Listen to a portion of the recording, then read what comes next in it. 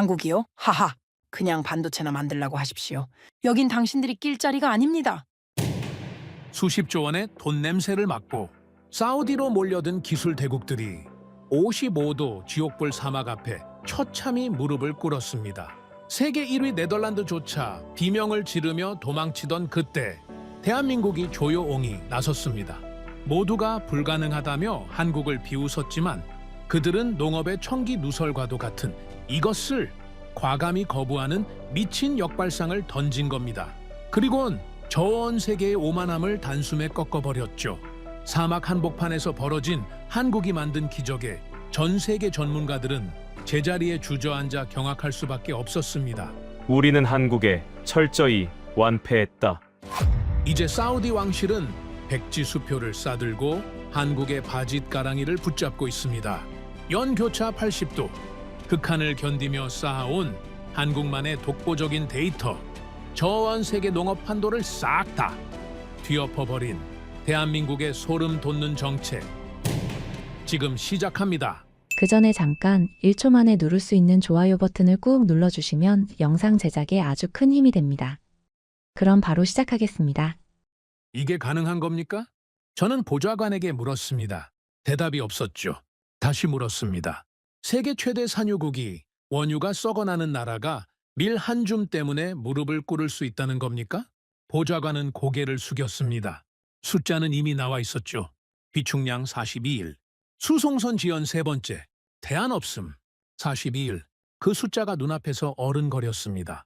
한 달 반이 채 안 되는 시간. 그 안에 답을 찾지 못하면 끝입니다. 돈이 무슨 소용입니까? 사막 한복판에 지폐를 쌓아놓으면 밀이 자랍니까? 석유가 썩어나면 빵이 됩니까? 저는 하산 알 마즈드입니다. 사우디아라비아에서 30년 넘게 식량 안보를 담당해온 사람이죠. 석유 파동도 겪었고 걸프전도 겪었습니다. 하지만 그날만큼 위기라는 단어가 목을 죄어온 적은 없었습니다.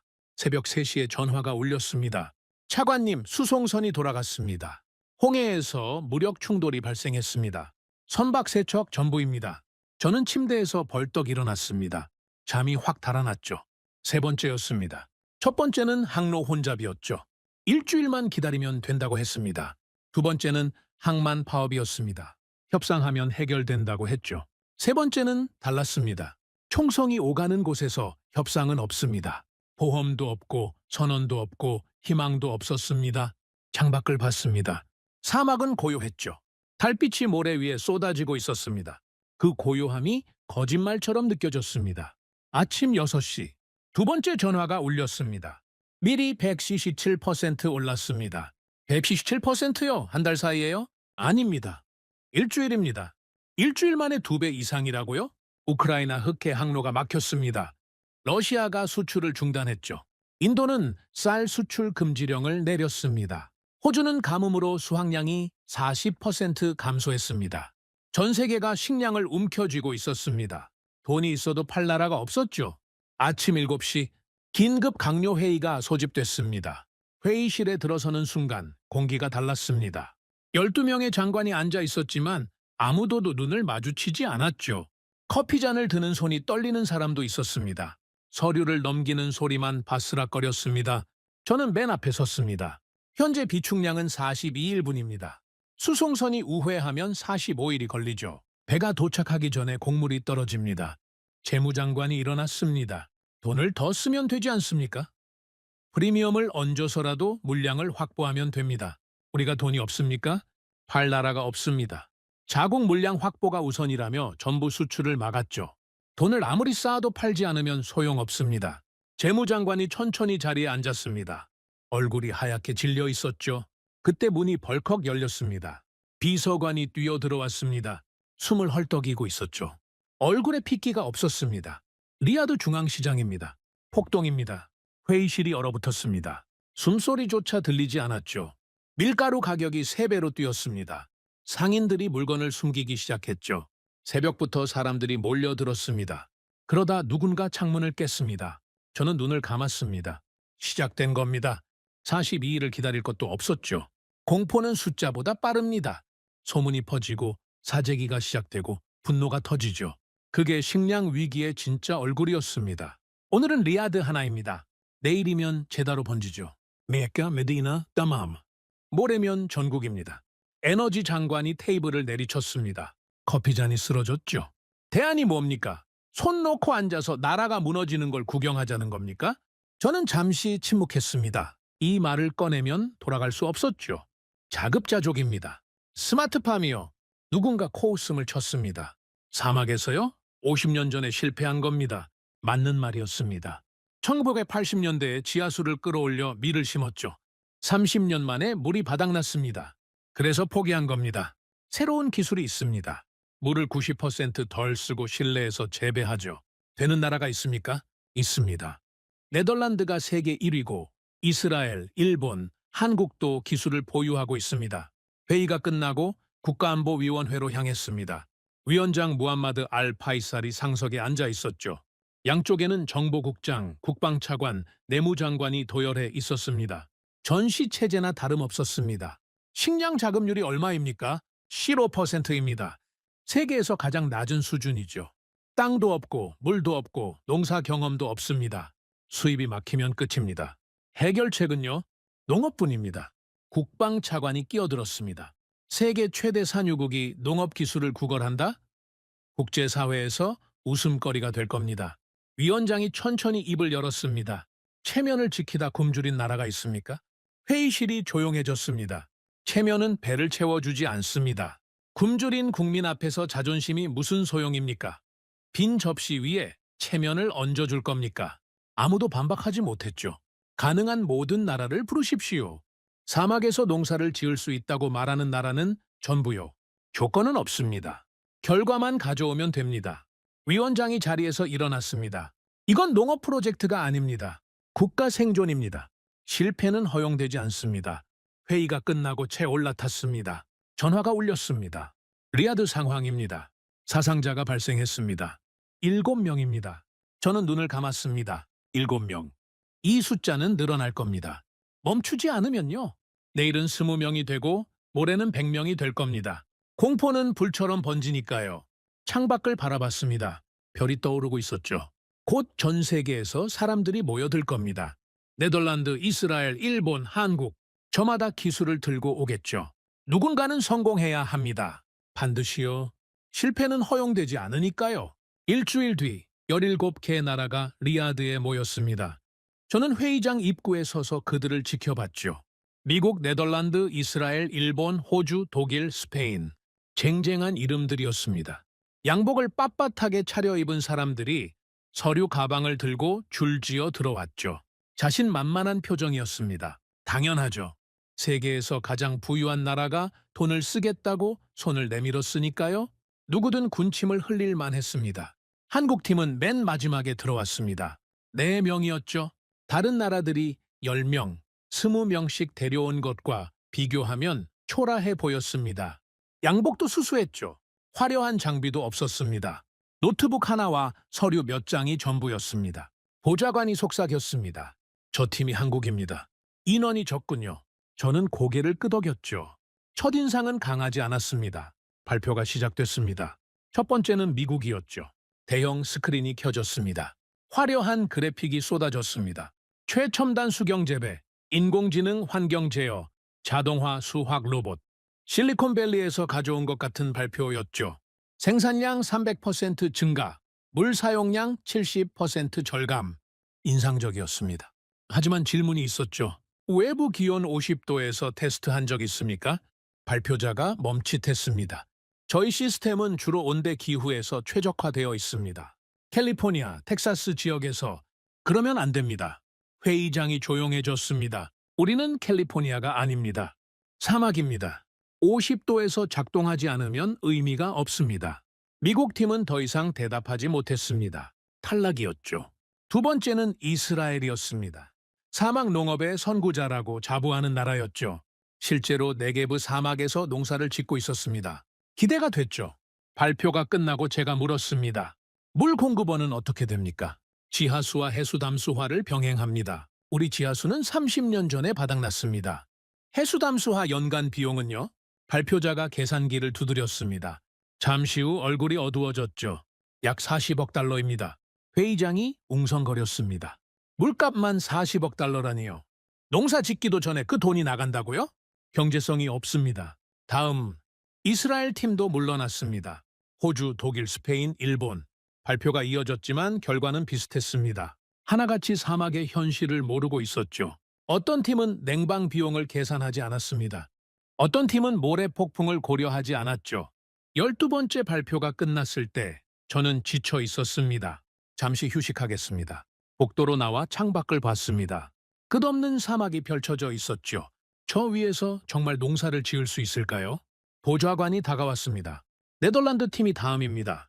그리고 마지막에 한국입니다. 네덜란드. 세계 1위. 기대감이 생겼죠. 네덜란드 팀이 일어섰습니다. 15명이었습니다.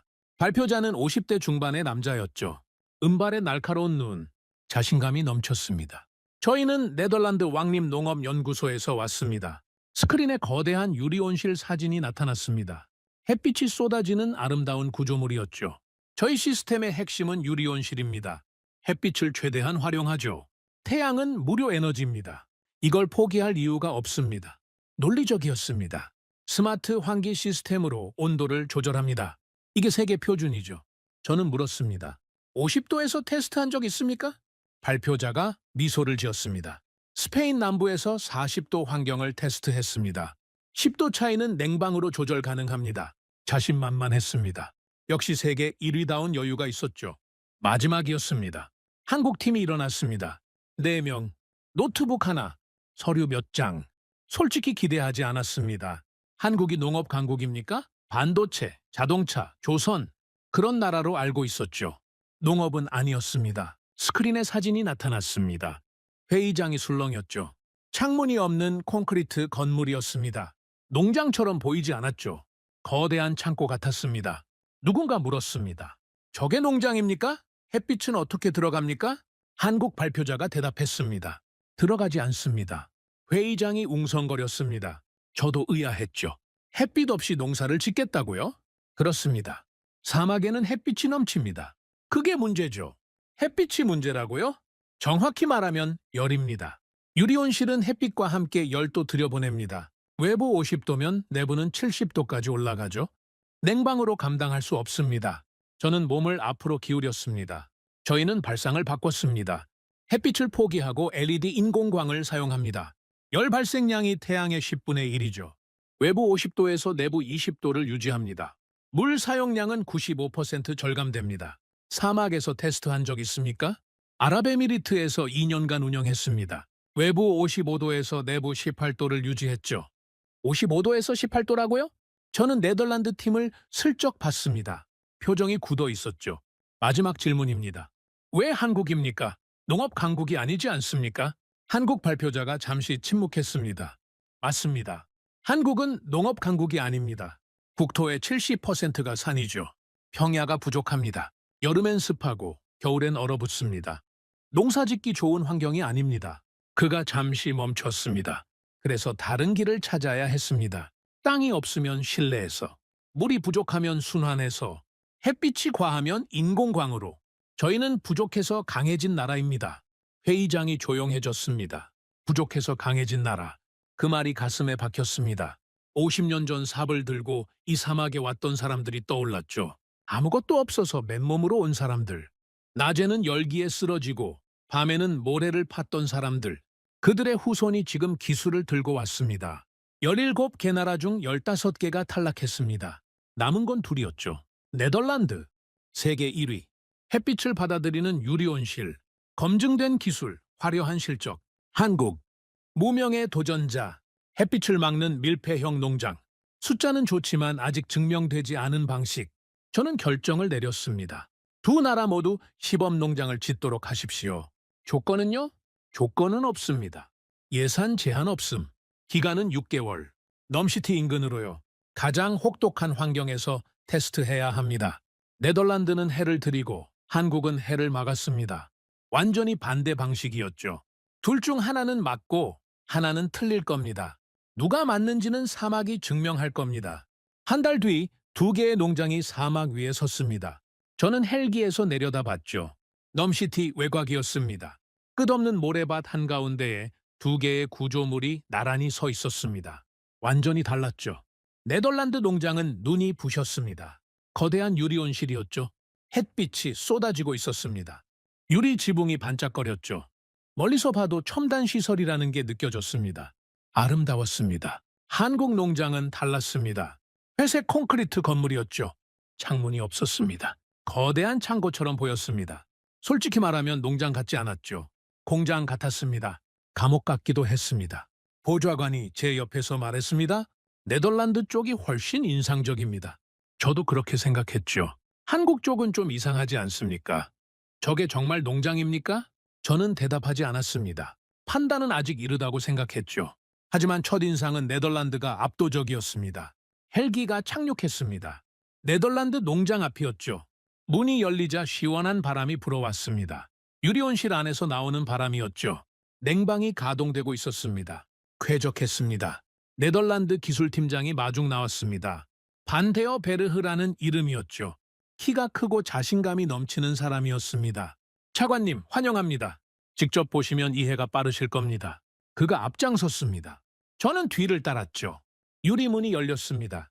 안으로 들어서는 순간 저는 감탄을 금할 수 없었습니다. 초록색이었습니다. 끝이 안 보이는 초록색 물결이었죠. 토마토, 파프리카, 오이, 상추, 작물들이 줄지어 자라고 있었습니다. 싱싱했죠. 잎이 팽팽했습니다. 색깔이 선명했습니다. 놀랍군요. 저도 모르게 말이 나왔습니다. 반데어 베르흐가 미소를 지었습니다. 이게 네덜란드 방식입니다. 자연을 거스르지 않고 자연과 함께 가는 거죠. 그가 설명을 시작했습니다. 저희 시스템의 핵심은 햇빛입니다. 태양은 무료 에너지죠. 이걸 최대한 활용합니다. 유리 지붕으로 햇빛을 받아들이고 스마트 환기 시스템으로 온도를 조절하죠. 천장을 가리켰습니다. 환기구가 보였죠. 자동으로 열리고 닫히고 있었습니다. 온도가 올라가면 환기구가 열립니다. 더운 공기가 빠져나가죠. 온도가 내려가면 환기구가 닫힙니다. 단순하지만 효과적입니다. 저는 고개를 끄덕였습니다. 논리적이었죠. 현재 외부 기온은 몇 도입니까? 45도입니다. 내부는요? 28도를 유지하고 있습니다. 45도에서 28도, 17도 차이를 만들어내고 있었죠. 인상적이었습니다. 에너지 소비는요? 예상 범위 아닙니다. 냉방 시스템이 가동되고 있지만 햇빛을 이용하기 때문에 조명 비용이 없죠. 전체적으로 효율적입니다. 저는 작물 사이를 걸었습니다. 토마토가 주렁주렁 달려 있었죠. 붉은색이 선명했습니다. 손으로 만져봤습니다. 단단했죠. 건강해 보였습니다. 수확은 언제쯤 가능합니까? 2주 뒤면 첫 수확이 나옵니다. 그때 품질을 확인하실 수 있죠. 저는 만족했습니다. 역시 세계 1위였죠. 기대를 저버리지 않았습니다. 문제는 없습니까? 반데어 베르흐가 어깨를 으쓱했습니다. 없습니다. 모든 것이 예상대로 진행되고 있죠.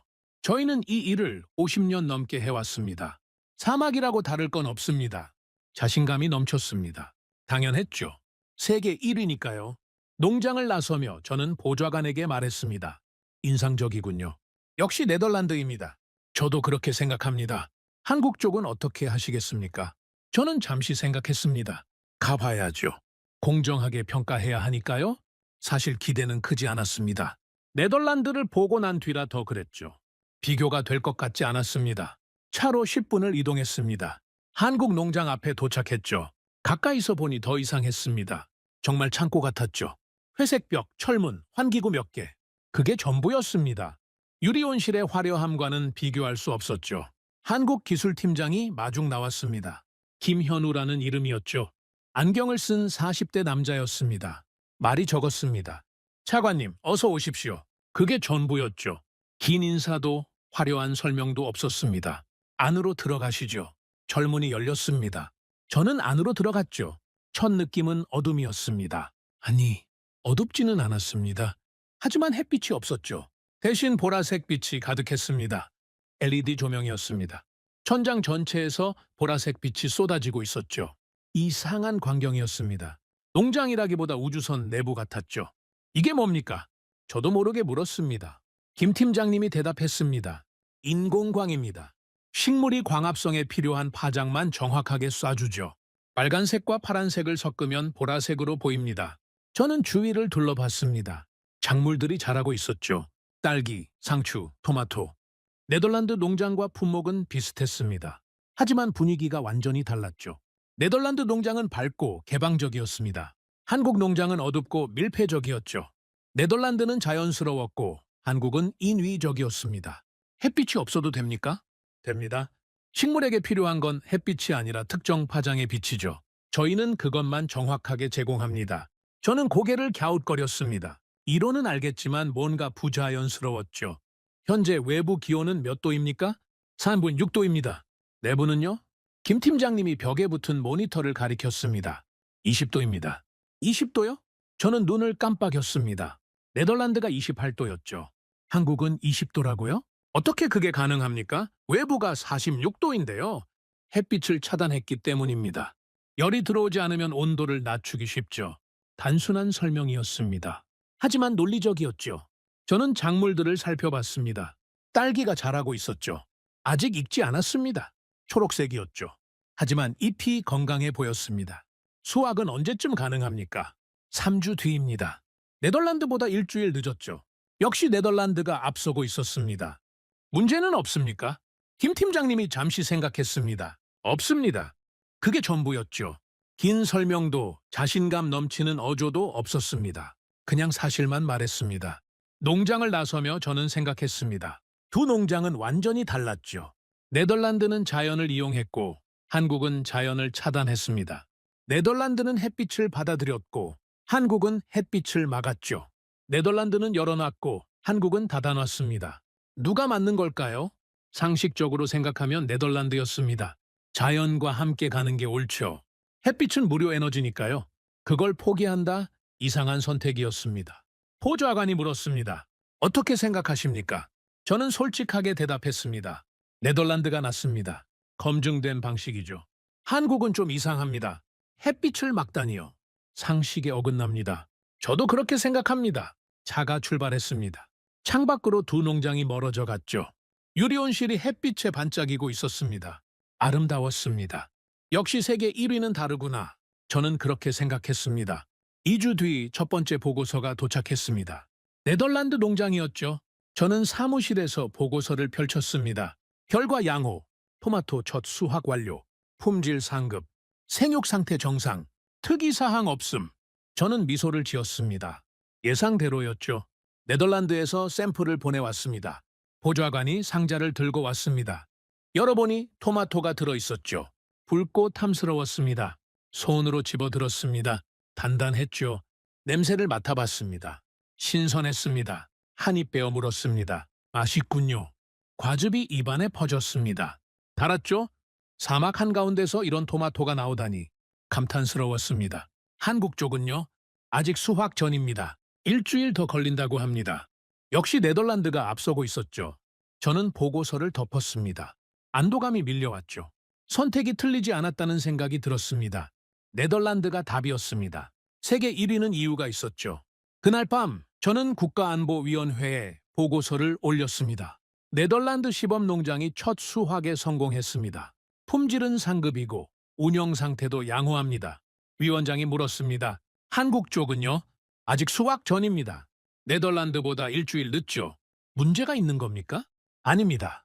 한국 방식이 원래 그렇습니다. 인공광을 쓰기 때문에 생육 속도가 조금 느리죠. 위원장이 고개를 끄덕였습니다. 계속 지켜보십시오. 알겠습니다. 저는 회의실을 나서며 생각했습니다. 걱정할 것 없다. 네덜란드가 잘하고 있다. 세계 1위니까 이대로 가면 된다. 그렇게 믿었습니다. 문제는 없었죠. 아직은 저는 그때까지 이 선택을 의심하지 않았습니다. 상식은 언제나 사람을 가장 먼저 안심시키니까요.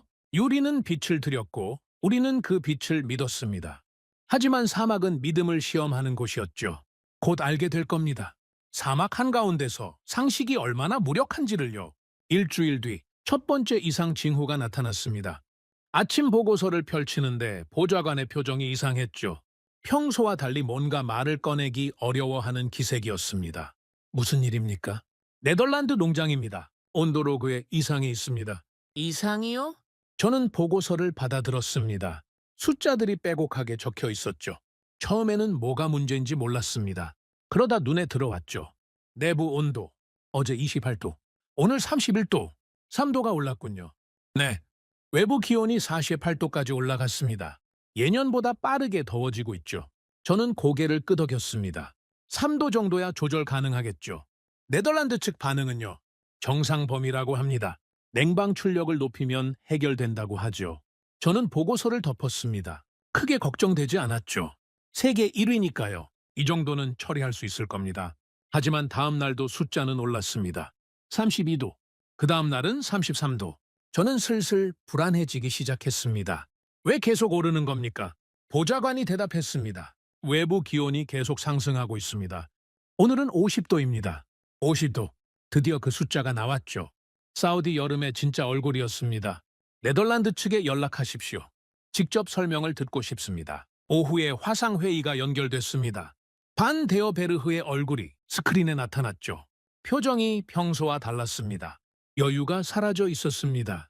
차관님, 상황을 설명드리겠습니다. 말씀하십시오. 외부 기온이 예상보다 빠르게 상승했습니다. 현재 50도입니다. 저희 시스템은 원래 45도 기준으로 설계됐죠. 잠깐요. 45도요? 처음에 50도에서도 작동한다고 하지 않았습니까? 작동합니다. 다만 냉방 부하가 예상보다 커지고 있죠. 조절 중입니다. 저는 눈을 가늘게 떴습니다. 내부 온도가 33도입니다. 작물에 문제는 없습니까? 아직은 없습니다. 토마토는 35도까지 견딜 수 있죠. 여유가 있습니다. 아직은 그 단어가 마음에 걸렸습니다. 언제쯤 온도가 안정됩니까? 반 데어베르흐가 잠시 말을 멈췄습니다. 냉방 시스템을 최대로 가동하고 있습니다. 며칠 내로 안정될 겁니다. 저는 고개를 끄덕였습니다. 하지만 불안감은 가시지 않았죠.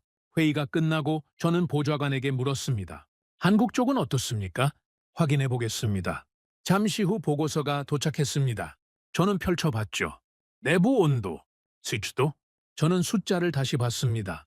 일수도 변함없었죠. 외부가 50도인데 내부는 20도. 네덜란드가 33도인데 한국은 20도. 13도 차이였습니다. 이게 맞습니까? 네. 한국 농장은 온도 변화가 거의 없습니다. 계속 20도를 유지하고 있죠. 저는 의자의 등을 기댔습니다. 이상했죠.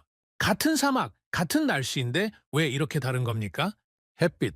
그 단어가 떠올랐습니다. 한국은 햇빛을 막았죠.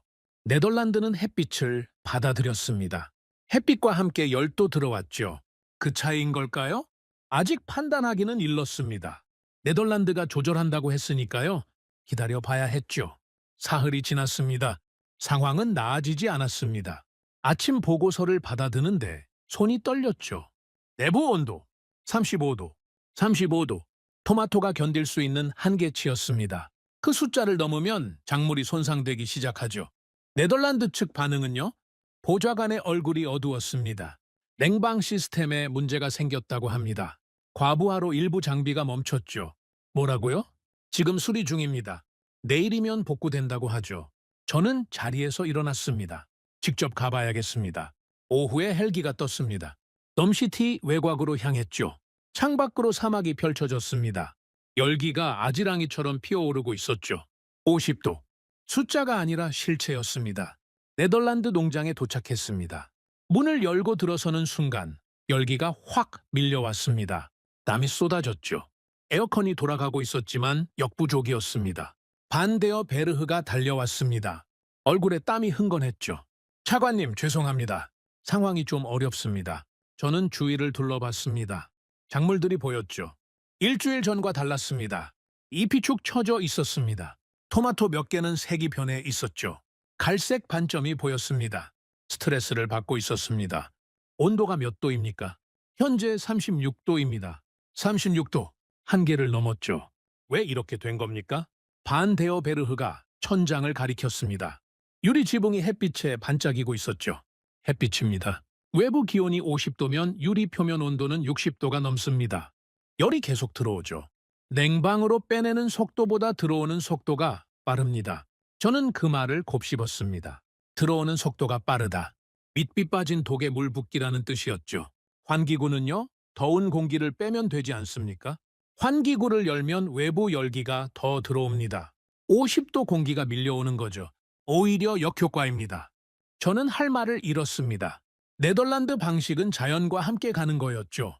햇빛을 받아들이고 환기로 온도를 조절한다. 온대 기후에서는 완벽한 방식이었습니다. 하지만 사막은 달랐죠. 사막에서 햇빛은 무료 에너지가 아니었습니다. 무기였죠. 막아야 할 적이었습니다. 해결책이 있습니까? 반데어 베르흐가 고개를 숙였습니다. 냉방 용량을 2배로 늘려야 합니다. 장비를 추가 주문했죠. 일주일이면 도착합니다. 일주일이요? 그동안 작물은 어떻게 됩니까? 버텨야죠. 저는 토마토를 바라봤습니다. 잎이 말라가고 있었죠. 버틸 수 있을까요? 일주일을요? 농장을 나서며 저는 한국 농장 쪽을 바라봤습니다. 회색 건물이 사막 위에 서 있었죠. 창문 없는 콘크리트 상자. 처음에는 이상하게 보였습니다. 하지만 지금은 달리 보였죠. 한국 농장에 가봅시다. 차가 출발했습니다.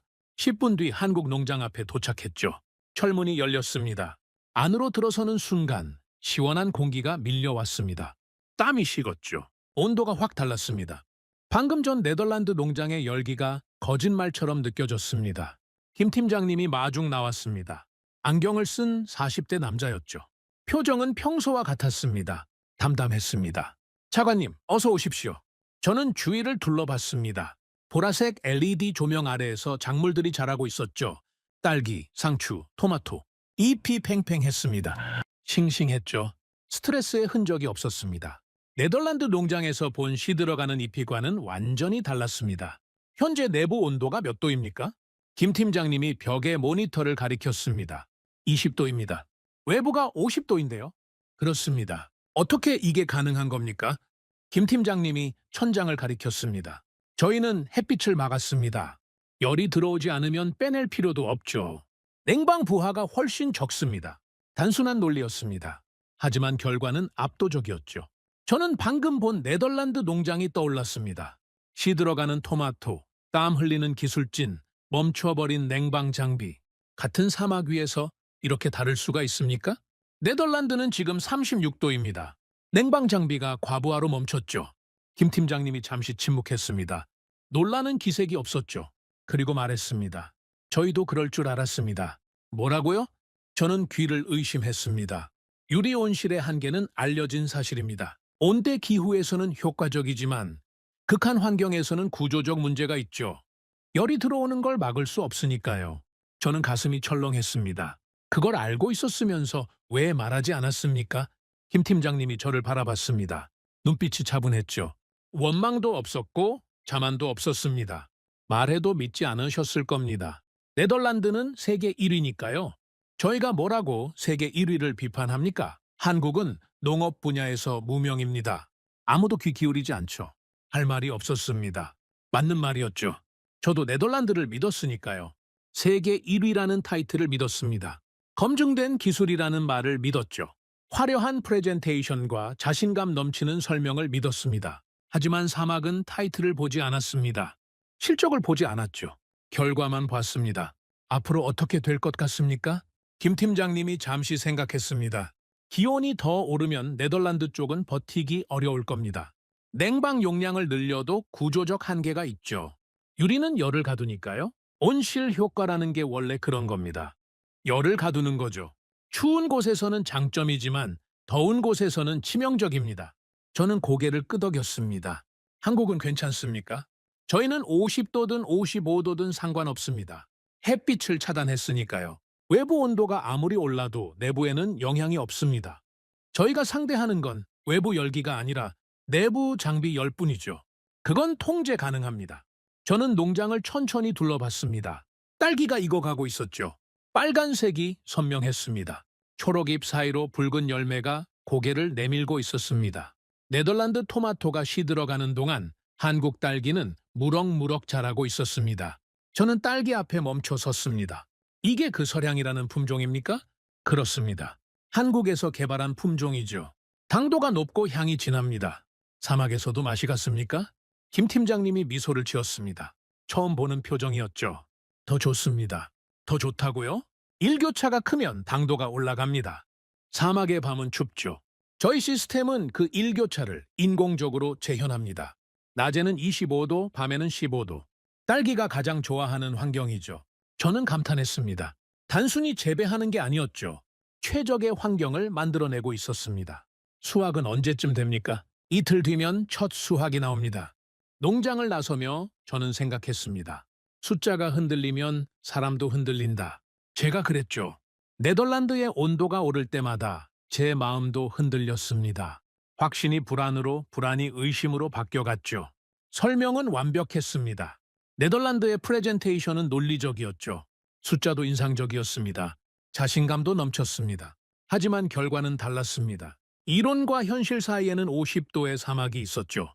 유리는 빛을 들였습니다. 그리고 10가지 가뒀죠. 그게 문제였습니다. 반면 한국은 빛을 막았습니다. 상식에 어긋나는 것처럼 보였죠. 햇빛을 포기하다니요. 하지만 그게 정답이었습니다. 사막에서는 햇빛이 적이었으니까요. 제 올라타며 저는 보좌관에게 말했습니다. 네덜란드 상황을 매일 보고하십시오. 아니, 하루에 2번. 아침과 저녁으로. 그리고 한국 쪽도요. 둘 다 빠짐없이. 알겠습니다. 그리고 한국팀 자료를 다시 검토하십시오. 처음 제안서부터 전부요. 제가 놓친 게 있을 수 있습니다. 보좌관이 고개를 끄덕였습니다. 저는 창밖을 바라봤습니다. 해가 지고 있었죠. 붉은 빛이 사막 위에 퍼졌습니다. 아름다웠습니다. 하지만 저는 그 아름다움이 무섭게 느껴졌습니다. 저 태양이 내일 다시 떠오르면 온도는 또 올라갈 겁니다. 50도가 51도가 되고 52도가 되겠죠. 네덜란드 농장은 버틸 수 있을까요? 그리고 더 큰 질문이 있었습니다. 만약 네덜란드가 실패하면 어떻게 됩니까? 우리의 대안은 뭐죠? 한국? 그 이름이 머릿속에서 맴돌았습니다. 처음에는 들러리라고 생각했죠.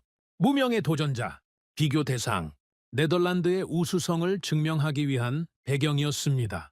하지만 지금은 달랐습니다. 한국이 진짜 답일 수도 있었죠. 아니, 어쩌면 처음부터 그랬는지도 모릅니다. 저만 몰랐던 거죠. 세계 1위라는 타이틀에 눈이 멀어서요. 샬피도 그 숫자가 머릿속에서 떠나지 않았습니다.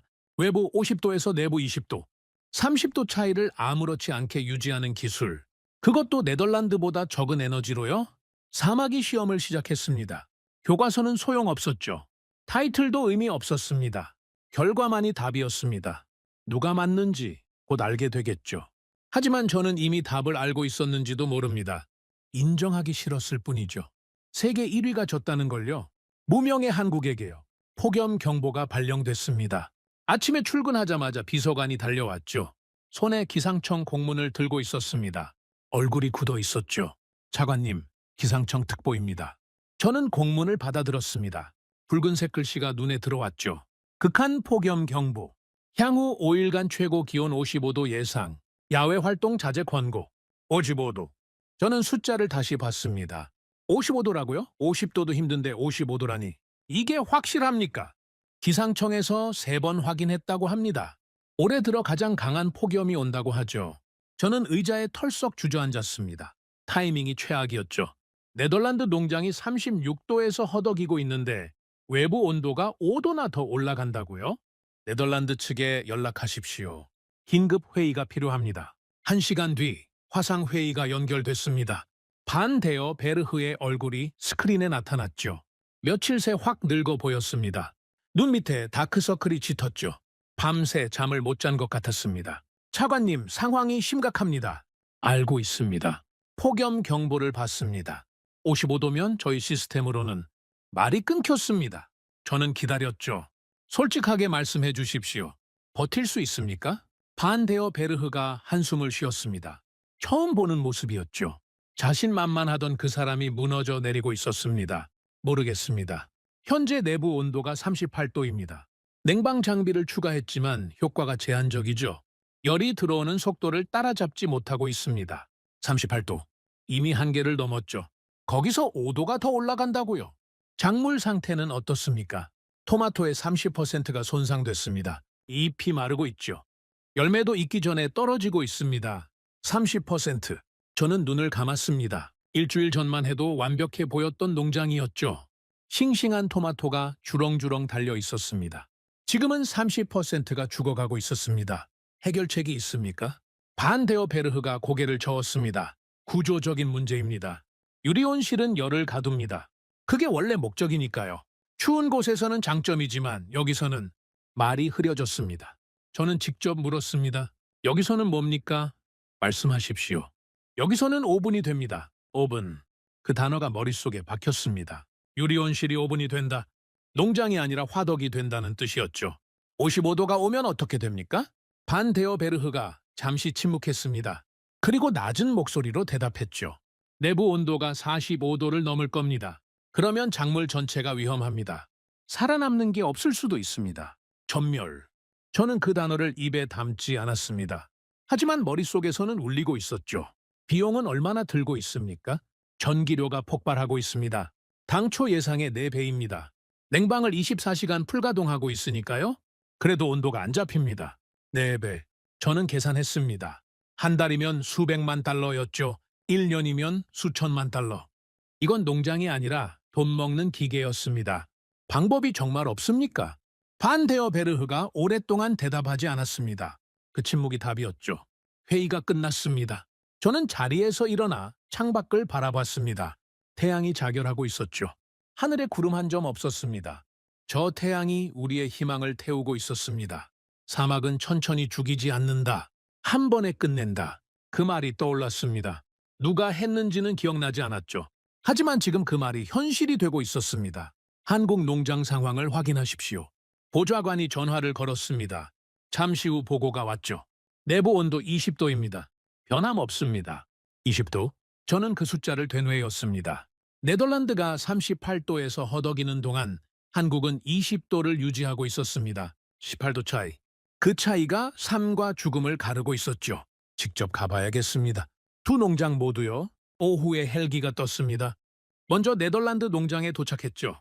멀리서부터 뭔가 이상했습니다. 유리온실 주변으로 열기가 아지랑이처럼 피어오르고 있었죠. 마치 신기루 같았습니다. 착륙하고 문을 열자마자 열기가 덮쳤습니다. 숨이 막혔죠. 50도가 넘는 공기는 숨 쉬는 것조차 힘들게 만들었습니다. 농장 안으로 들어갔습니다. 상황은 예상보다 심각했습니다. 작물들이 죽어가고 있었죠. 토마토 잎이 갈색으로 변해 있었습니다. 축 늘어져 있었죠. 열매들은 익기도 전에 쭈글쭈글해져 있었습니다. 파프리카도 마찬가지였죠. 상추는 이미 절반이 시들어 있었습니다. 냉방 장비가 굉금을 내며 돌아가고 있었습니다. 하지만 소용없었죠. 들어오는 열을 따라잡지 못하고 있었습니다. 반 데어 베르흐가 다가왔습니다. 얼굴에 땀이 줄줄 흐르고 있었죠. 차관님 보시다시피 저는 손을 들어 말을 멈췄습니다. 온도가 몇 도입니까? 40도입니다. 40도? 아침에 38도였는데 2시간 만에 2도가 올랐죠. 저는 천장을 올려다 봤습니다. 유리 지붕으로 햇빛이 쏟아지고 있었죠. 눈이 부셨습니다. 아름다웠습니다. 하지만 그 아름다움이 작물을 죽이고 있었습니다. 우리는 유리 안에 태양을 가둬버렸다. 그 생각이 들었습니다. 네덜란드는 햇빛을 활용하려 했죠. 무료 에너지를 쓰겠다고 했습니다. 하지만 그들이 가둔 건 빛만이 아니었습니다. 열도 함께 가뒀죠. 그리고 그 열이 모든 걸 태우고 있었습니다. 비용은 얼마나 나오고 있습니까? 반 데어 베르흐가 태블릿을 꺼냈습니다. 전기료입니다. 1일 기준으로 당초 예상의 5배입니다. 5배요? 그래도 온도가 안 잡힙니다. 냉방 용량이 부족해요. 추가 장비가 필요한데 운송에 2주가 걸립니다. 2주. 폭염은 5일 동안 계속될 거였죠. 장비가 도착하기 전에 모든 게 끝날 수 있었습니다. 솔직하게 말씀해 주십시오. 이 농장이 살아남을 수 있습니까? 반 데어 베르흐가 저를 바라봤습니다. 눈빛이 흔들리고 있었죠. 자신감이 사라져 있었습니다. 저도 모르겠습니다. 최선을 다하고 있지만 말이 끊겼습니다. 저는 더 묻지 않았습니다. 대답은 이미 나와 있었죠. 농장을 나섰습니다. 뒤를 돌아봤죠. 유리온실이 햇빛에 반짝이고 있었습니다. 일주일 전만 해도 희망의 상징이었죠. 지금은 거대한 오븐이었습니다. 한국 농장으로 갑시다. 차가 출발했습니다. 10분 거리였지만 그 10분이 길게 느껴졌죠. 한국 농장은 어떨까요? 네덜란드처럼 무너지고 있을까요? 아니면 다를까요? 한국 농장에 도착했습니다. 회색 콘크리트 건물이 사막 위에 서 있었죠. 창문 없는 상자. 처음에는 이상하게 보였던 그 건물이 지금은 다르게 보였습니다. 견고해 보였죠. 묵직해 보였습니다. 철문이 열렸습니다. 안으로 들어서는 순간 시원한 공기가 밀려왔죠. 저는 멈춰 섰습니다. 방금 전 네덜란드 농장에서 느꼈던 열기가 거짓말 같았습니다. 여기는 완전히 다른 세상이었죠. 서늘했습니다. 쾌적했습니다. 땀이 식었죠. 김 팀장님이 마중 나왔습니다. 표정은 여전히 담담했죠. 차관님, 어서 오십시오. 저는 주위를 둘러봤습니다. 보라색 LED 조명 아래에서 작물들이 자라고 있었죠. 딸기, 상추, 토마토. 전부 싱싱했습니다. 잎이 팽팽했죠. 스트레스의 흔적이 없었습니다. 네덜란드에서 본 시들어가는 작물들과는 완전히 달랐습니다. 같은 사막 위에 있다는 게 믿기지 않았죠. 현재 외부 온도가 몇 도입니까? 52도입니다. 내부는요? 김 팀장님이 벽에 모니터를 가리켰습니다. 20도입니다. 20도. 저는 그 숫자를 바라봤습니다. 네덜란드가 40도일 때 한국은 20도. 똑같은 52도 사막 위에서 20도 차이가 났죠. 네덜란드는 지금 40도입니다. 작물의 절반이 죽어가고 있죠. 여기는 어떻게 이렇게 다른 겁니까? 김 팀장님이 천장을 가리켰습니다. 저희는 햇빛을 막았습니다. 저 위에 단열재가 있죠. 열 차단율이 99%입니다. 외부에서 들어오는 열이 거의 없습니다. 거의 없다고요? 그렇습니다. 저희가 상대하는 건 외부 열기가 아닙니다. 내부 장비에서 나오는 열뿐이죠. LED 조명, 순환 펌프, 제어 장치. 그 열만 빼주면 됩니다. 그건 쉽습니다. 단순한 논리였습니다. 하지만 그 단순함이 핵심이었죠. 네덜란드는 태양과 싸우고 있었습니다. 52도의 열기를 냉방으로 이기려 했죠. 하지만 태양은 무한한 에너지를 가지고 있었습니다. 인간의 장비로는 이길 수 없었죠. 한국은 싸우지 않았습니다. 태양을 막아버렸죠. 싸움 자체를 피한 겁니다. 전기료는 얼마나 나옵니까? 김 팀장님이 태블릿을 꺼냈습니다. 당초 예상의 110%입니다. 폭염 때문에 약간 올랐지만 크게 다르지 않죠. 100개 10%. 네덜란드가 500%일 때 한국은 100개 10%였습니다. 저는 계산했습니다. 연간으로 치면 수천만 달러 차이였죠. 그 돈이면 농장 하나를 더 지을 수 있었습니다. 폭염이 계속돼도 괜찮습니까? 55도까지 올라간다고 합니다. 김 팀장님이 고개를 끄덕였습니다. 55도든 60도든 상관없습니다. 저희 시스템은 외부 온도와 독립적이죠. 열이 들어오지 않으니까요. 저는 딸기 앞에 멈춰 섰습니다. 빨갛게 익어 있었죠. 탐스러웠습니다. 수확은 어떻습니까? 오늘 첫 수확을 했습니다. 품질은 상급이죠. 그가 상자를 가져왔습니다. 열어보니 딸기가 가득했죠. 붉은색이 선명했습니다. 향이 진했습니다. 사막 한가운데서 이런 딸기가 나오다니. 드셔보시겠습니까? 저는 딸기를 하나 집어들었습니다. 한 입 베어 물었죠. 달았습니다. 놀라울 정도로 달았습니다. 과즙이 입안에 퍼졌죠. 향이 코끝을 감쌌습니다. 한국에서 먹어본 딸기보다 더 맛있었습니다. 이게 사막에서 자란 겁니까? 그렇습니다. 일교차를 인공적으로 만들어서 당도를 높였죠. 낮에는 25도, 밤에는 15도. 딸기가 가장 좋아하는 환경입니다. 저는 딸기를 바라봤습니다. 작은 열매였죠. 하지만 그 안에 모든 게 담겨 있었습니다. 기술, 노력, 그리고 가능성이요. 그때 나는 깨달았습니다. 싸우는 방식이 달랐죠. 네덜란드는 자연을 이용하려 했습니다. 햇빛을 받아들이고 바람으로 환기하고 자연과 함께 가려 했죠. 온대 기후에서는 옳은 방식이었습니다. 하지만 사막은 달랐죠. 한국은 자연을 차단했습니다. 햇빛을 막고 열을 막고 완전히 독립된 환경을 만들었죠. 인공적이었습니다. 부자연스러웠습니다. 하지만 그게 정답이었습니다. 농장을 나서며 저는 김 팀장님에게 물었습니다. 처음부터 이렇게 될 줄 알았습니까?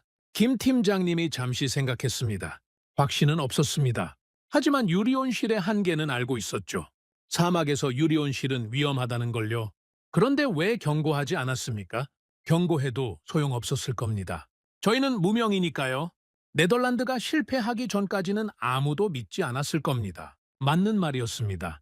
저도 믿지 않았으니까요. 지금은 어떻게 생각하십니까? 김 팀장님이 사막을 바라봤습니다. 해가 지고 있었죠. 붉은 빛이 모래 위에 퍼지고 있었습니다. 사막은 교과서를 읽지 않습니다.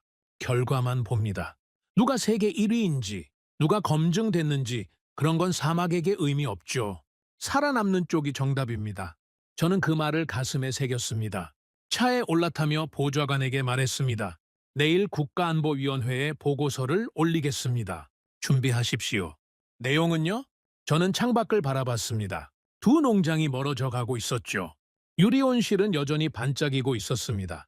하지만 그 빛은 이제 희망이 아니었습니다. 경고였죠.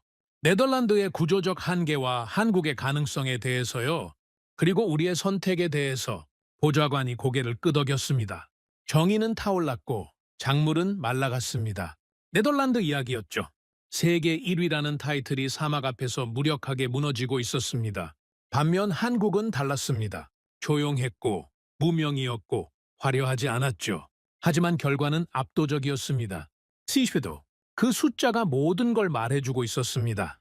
사막이 심판을 내리고 있었습니다. 그리고 저는 그 심판을 받아들여야 했죠. 내일 위원장에게 보고할 겁니다. 세계 1위가 실패하고 있다고요. 그리고 무명의 한국이 답일 수 있다고요. 쉽지 않은 보고가 될 겁니다. 하지만 해야 했죠. 국가의 운명이 달린 문제니까요. 폭염 셋째 날 네덜란드 농장이 무너졌습니다. 새벽 5시에 전화가 울렸죠. 저는 잠결에 받았습니다. 보좌관의 목소리가 떨리고 있었죠. 차관님, 긴급 상황입니다. 네덜란드 농장에서 연락이 왔습니다. 무슨 일입니까? 내부 온도가 70도를 넘었습니다. 저는 잠이 확 달아났습니다. 침대에서 벌떡 일어났죠. 70도요? 냉방 시스템이 완전히 멈췄다고 합니다. 과부하로 메인 장비가 타버렸죠. 저는 옷을 입으며 물었습니다. 작물은요? 보좌관이 잠시 침묵했습니다. 그 침묵이 답이었죠. 전멸입니다. 전멸. 그 단어가 머릿속에서 울렸습니다. 일주일 전만 해도 싱싱하게 자라던 토마토들, 주렁주렁 달려있던 파프리카들, 전부 죽었다는 겁니다. 지금 바로 갑니다. 새벽 6시에 헬기가 떴습니다. 동이 트고 있었죠. 하늘이 붉게 물들고 있었습니다. 아름다웠습니다. 하지만 저는 그 아름다움을 볼 여유가 없었습니다. 저 태양이 모든 걸 망쳤으니까요. 넘시티 외곽이 보였습니다. 2개의 농장이 나란히 서 있었죠. 유리온실이 햇빛에 반짝이고 있었습니다. 멀리서 보면 여전히 아름다웠습니다. 하지만 가까이 갈수록 뭔가 이상했죠. 연기가 나고 있었습니다. 아니, 연기가 아니었습니다. 증기였죠. 유리온실 안에서 수증기가 피어오르고 있었습니다. 마치 찜통 같았습니다. 헬기가 착륙했습니다. 문을 열자마자 열기가 덮쳤죠. 새벽인데도 이미 45도가 넘었습니다. 숨이 막혔습니다. 농장 입구에 사람들이 모여 있었습니다. 네덜란드 기술진이었죠. 표정이 굳어 있었습니다. 아무도 말이 없었습니다. 반 데어 베르흐가 다가왔습니다. 처음 봤을 때와 완전히 다른 사람이었죠. 어깨가 축 처져 있었습니다. 눈빛이 꺼져 있었습니다. 자신만만하던 그 모습은 어디에도 없었습니다. 차관님, 목소리가 갈라졌습니다. 말을 잇지 못했죠. 저는 물었습니다. 안으로 들어갈 수 있습니까? 반데어 베르흐가 고개를 저었습니다. 위험합니다. 내부 온도가 아직 60도가 넘습니다. 장비가 식을 때까지 기다려야 합니다. 60도요? 저는 유리온실을 바라봤습니다. 유리 너머로 안이 보였죠. 하지만 김이 서려서 희미했습니다. 잠깐만 들어가 보겠습니다. 차관님, 정말 위험합니다. 저는 그의 말을 무시하고 문 쪽으로 걸어갔습니다. 직접 봐야 했죠. 내 눈으로 확인해야 했습니다. 문이 열렸습니다. 열기가 벽처럼 밀려왔습니다. 사우나도 이 정도는 아니었죠. 숨을 쉬기가 힘들었습니다. 폐가 타는 것 같았습니다. 하지만 더 충격적인 건 눈앞의 광경이었습니다. 작물들이 전부 죽어 있었습니다. 토마토는 검게 타버렸죠. 잎이 바삭바삭하게 말라 있었습니다. 손으로 만지면 부스러질 것 같았습니다. 줄기는 축 늘어져 있었죠. 열매들은 쭈글쭈글하게 쪼그라들어 있었습니다. 익기도 전에 구워져 버린 겁니다. 파프리카도 마찬가지였습니다. 초록색이어야 할 잎이 갈색으로 변해 있었죠. 누렇게 말라버린 것도 있었습니다. 열매는 땅에 떨어져 있었습니다. 반쯤 익다가 그대로 죽어버린 거였죠. 상추는 형체도 없었습니다. 녹아내린 것처럼 바닥에 늘어붙어 있었죠. 저는 그 광경을 바라보며 서 있었습니다. 말이 나오지 않았죠. 그곳은 농장이 아니었습니다. 거대한 사우나였죠. 아니, 오븐이었습니다. 화덕이었습니다. 작물들이 산채로 구워진 겁니다. 얼마나 걸렸습니까?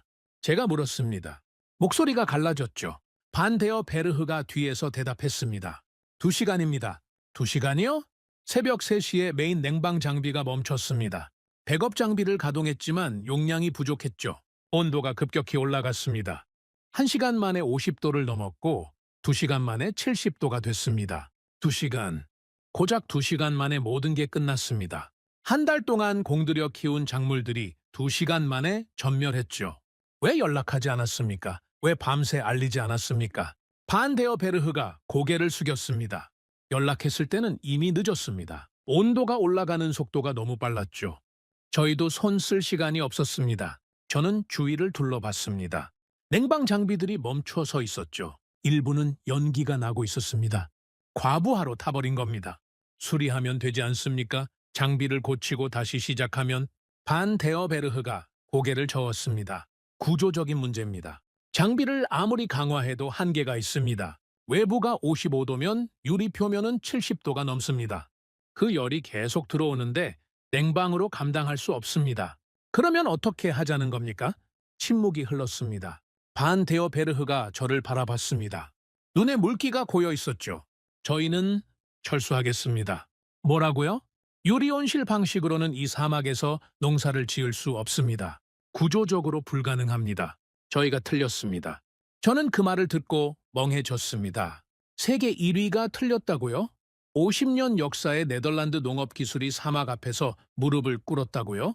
정말 방법이 없습니까? 반 데어 베르흐가 고개를 끄덕였습니다. 없습니다. 저희 기술의 한계입니다. 인정해야 합니다. 침묵이 내려앉았습니다. 무거운 침묵이었죠. 저는 농장을 천천히 둘러봤습니다. 죽어버린 작물들, 멈춰버린 장비들, 풀이 죽은 기술진들, 일주일 전만 해도 희망이 가득했던 곳이었습니다. 지금은 폐허였죠.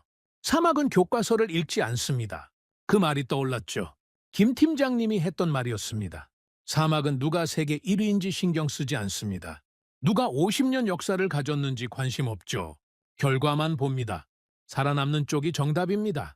네덜란드는 살아남지 못했습니다. 세계 1위의 자존심이 태양 아래서 녹아내렸죠. 농장을 나섰습니다. 바깥은 여전히 뜨거웠습니다. 하지만 농장 안보다는 나았죠. 적어도 바람이 불었으니까요. 반 데어 베르흐가 따라 나왔습니다. 차관님, 정말 죄송합니다. 저희가 약속을 지키지 못했습니다. 저는 그를 바라봤습니다. 원망하고 싶었죠. 화를 내고 싶었습니다. 하지만 그럴 수 없었습니다. 그도 최선을 다했으니까요. 단지 방식이 틀렸을 뿐이었습니다. 돌아가십시오. 네덜란드로요. 여기서 더 할 수 있는 일은 없습니다. 반 데어 베르흐가 고개를 숙였습니다. 한국 쪽은 어떻습니까? 저는 잠시 멈췄습니다. 그리고 대답했죠. 20도입니다. 변함없이요. 반 데어 베르흐의 얼굴에 복잡한 표정이 스쳤습니다. 놀라움, 부러움, 그리고 자책, 그 모든 게 섞여 있었죠. 그들이 맞았군요. 햇빛을 막는 게 답이었습니다. 그렇습니다. 저희는 왜 그 생각을 못했을까요? 저는 대답하지 않았습니다. 대답할 필요가 없었죠. 그도 이미 알고 있었으니까요. 자만이었습니다. 세계 1위라는 타이틀에 취해서 다른 가능성을 보지 못했던 거죠. 저도 마찬가지였습니다. 한국 농장에 가봐야겠습니다. 차가 출발했습니다. 10분 거리. 같은 사막 위였죠. 같은 55도의 열기 속이었습니다. 한국 농장에 도착했습니다. 회색 콘크리트 건물이 묵직하게 서 있었죠. 창문 없는 상자. 처음에는 이상하게 보였던 그 건물이 지금은 요새처럼 보였습니다. 사막의 열기를 막아내는 방벽이었죠. 철문이 열렸습니다. 안으로 들어서는 순간 시원한 공기가 밀려왔습니다. 저는 멈춰 섰습니다. 방금 전 네덜란드 농장에서 느꼈던 열기가 거짓말 같았죠. 70도의 지옥에서 20도의 천국으로 온 기분이었습니다. 같은 사막 위에 이런 곳이 있다니 믿기지 않았습니다. 김 팀장님이 마중 나왔습니다. 표정은 여전히 담담했죠. 차관님, 어서 오십시오. 네덜란드 쪽 소식 들었습니다. 저는 고개를 끄덕였습니다. 직접 보고 왔습니다. 전멸이었습니다. 김 팀장님이 잠시 침묵했습니다. 승리의 기쁨 같은 건 없었죠. 오히려 안타까운 표정이었습니다. 안타깝습니다. 그분들도 최선을 다했을 텐데요. 저는 그 말에 조금 놀랐습니다. 경쟁자가 무너졌는데 기뻐하지 않다니요. 기쁘지 않습니까? 이겼는데요. 김 팀장님이 고개를 저었습니다. 이긴 게 아닙니다. 저희는 그냥 살아남은 거죠. 사막 앞에서는 누구도 이길 수 없습니다. 버티는 것뿐입니다. 겸손한 말이었습니다. 하지만 진심이 느껴졌죠. 저는 농장을 둘러봤습니다. 보라색 LED 조명 아래에서 작물들이 자라고 있었죠. 딸기, 상추, 토마토. 전부 싱싱했습니다. 네덜란드 농장에서 본 참혹한 광경과는 완전히 달랐습니다. 현재 상태는 어떻습니까? 김 팀장님이 모니터를 가리켰습니다. 내부 온도 20도, 습도 65%, 이산화탄소 농도 800 ppm. 전부 정상 범위입니다. 외부가 55도인데요. 상관없습니다. 저희 시스템은 외부와 독립적이니까요. 저는 딸기 앞에 멈춰 섰습니다. 빨갛게 익어 있었죠. 탐스러웠습니다. 방금 전 본 검게 탄 토마토와는 완전히 다른 세상이었습니다. 수확은 어떻습니까? 순조롭습니다. 매일 50kg씩 나오고 있죠. 품질도 상급입니다. 50kg. 네덜란드가 전멸하는 동안 한국은 수확을 하고 있었습니다. 같은 사막, 같은 날씨에서요? 위원장님께 보고해야겠습니다. 저는 농장을 나서며 말했습니다. 뭐라고 보고하실 겁니까? 김 팀장님이 물었죠. 저는 잠시 생각했습니다. 그리고 대답했습니다. 있는 그대로요. 네덜란드가 실패했고 한국이 성공했다고요. 세계 1위가 무너졌고 무명의 도전자가 살아남았다고요. 김 팀장님이 고개를 끄덕였습니다. 저희는 계속 여기 있겠습니다. 필요하시면 언제든 부르십시오. 저는 그 말에 고마움을 느꼈습니다. 겸손하고 차분하고 믿음직한 사람이었죠. 채 올라타며 저는 창밖을 바라봤습니다. 해가 중천에 떠 있었죠. 55도의 열기가 사막을 달구고 있었습니다. 두 농장이 보였습니다. 유리온실은 여전히 반짝이고 있었죠. 하지만 그 안은 텅 비어 있었습니다. 죽음의 공간이었습니다. 반면 회색 콘크리트 건물은 묵묵히 서 있었습니다. 그 안에서는 생명이 자라고 있었죠. 우리는 다시 원점에 섰습니다. 시간만 더 줄어든 채로. 아니, 원점이 아니었습니다. 답을 찾은 거였죠. 처음부터 답은 있었습니다. 저만 보지 못했을 뿐이었죠. 한국, 그 이름이 머릿속에서 선명해졌습니다. 무명의 나라, 농업 강국이 아닌 나라, 아무도 주목하지 않던 나라. 하지만 그들이 정답이었습니다. 위원회에 긴급 보고서를 올리겠습니다. 오늘 중으로요. 보좌관이 고개를 끄덕였습니다. 내용은요? 저는 창밖을 바라보며 대답했습니다. 네덜란드 프로젝트 종료, 한국과의 본격 협력 제안, 그리고 잠시 멈췄습니다. 우리가 틀렸다는 인정이요. 보좌관이 놀란 표정을 지었습니다. 그렇게까지 하셔야 합니까? 해야 합니다. 체면 때문에 진실을 숨기면 안 됩니다. 우리는 세계 1위를 믿었고 그 믿음이 틀렸습니다. 무명의 한국이 맞았죠. 그걸 인정해야 앞으로 나아갈 수 있습니다. 침묵이 실패보다 무거웠습니다. 저는 그 침묵을 깨야 했죠. 진실을 말해야 했습니다. 세계 1위가 졌습니다. 사막이 심판을 내렸죠. 이제 우리는 그 심판을 받아들여야 했습니다. 한국을 선택해야 했습니다. 다른 길은 없었죠. 네덜란드 팀이 떠난 날, 사막은 고요했습니다. 저는 공항에서 그들을 배웅했죠. 반 데어 베르흐가 마지막으로 제 손을 잡았습니다. 손에 힘이 없었죠. 차관님, 정말 죄송합니다. 저희가 실망을 드렸습니다. 저는 고개를 저었습니다. 최선을 다하셨습니다. 결과가 안 좋았을 뿐이죠. 반 데어 베르흐가 쓸쓸하게 웃었습니다. 50년 동안 이 일을 해왔습니다. 실패해 본 적이 없었죠. 처음입니다. 이렇게 완벽하게 지는 건 저는 할 말이 없었습니다. 위로의 말이 떠오르지 않았죠. 한국 쪽이 맞았습니다. 인정합니다. 그들에게 배워야 할 것 같습니다. 그 말을 남기고 반 데어 베르흐는 비행기에 올랐습니다. 세계 1위의 뒷모습이었죠. 어깨가 축 처져 있었습니다. 비행기가 이륙했습니다. 저는 한참 동안 하늘을 바라봤죠. 먼지처럼 작아지다가 사라졌습니다. 끝났습니다. 네덜란드 프로젝트가 공식적으로 종료됐죠. 수천만 달러가 사막에 묻혔습니다. 유리온실은 텅 빈 채로 남았죠. 언젠가 철거될 겁니다. 아니면 그냥 모래에 묻히겠죠. 차에 올라타며 저는 생각했습니다. 이제 어떻게 해야 합니까? 답은 하나였죠. 한국. 처음부터 그게 답이었습니다. 저만 몰랐을 뿐이죠. 사무실로 돌아와 보고서를 작성했습니다. 국가안보위원회에 올릴 문서였죠. 제목 스마트팜 프로젝트 중간평가 보고서. 저는 펜을 들고 첫 문장을 썼습니다. 네덜란드 시범 농장이 실패했습니다. 쓰기 힘든 문장이었죠. 하지만 사실이었습니다. 피할 수 없었죠. 원인은 구조적 한계입니다. 유리온실 방식은 극한 사막 환경에 적합하지 않습니다. 외부 열을 차단할 수 없기 때문입니다. 계속 썼습니다. 반면 한국 시범 농장은 안정적으로 운영되고 있습니다. 외부 기온 55도에서 내부 20도를 유지하고 있습니다. 작물 손실률은 2% 이하입니다. 첫 수확이 시작됐으며 품질은 상급입니다. 결론을 써야 했죠. 본 보고서는 한국과의 본격적인 협력을 제안합니다. 시범 농장 확대, 기술 이전, 합작법인 설립을 검토해야 합니다. 보고서를 덮고 저는 한숨을 쉬었습니다. 이제 위원장에게 보고해야 했죠. 쉽지 않을 겁니다. 세계 1위가 실패했다는 걸 인정해야 하니까요. 다음 날 아침 국가안보위원회에 출석했습니다. 회의실은 긴장감으로 가득했죠. 위원장이 상석에 앉아 있었습니다. 무하마드 알파이zel. 날카로운 눈빛이었죠. 그 눈빛이 저를 훑었습니다. 보고서를 읽었습니다. 목소리가 낮게 울렸습니다. 네덜란드가 실패했다고요? 그렇습니다. 원인이 무엇입니까? 저는 준비한 자료를 스크린에 띄웠습니다. 구조적 한계입니다.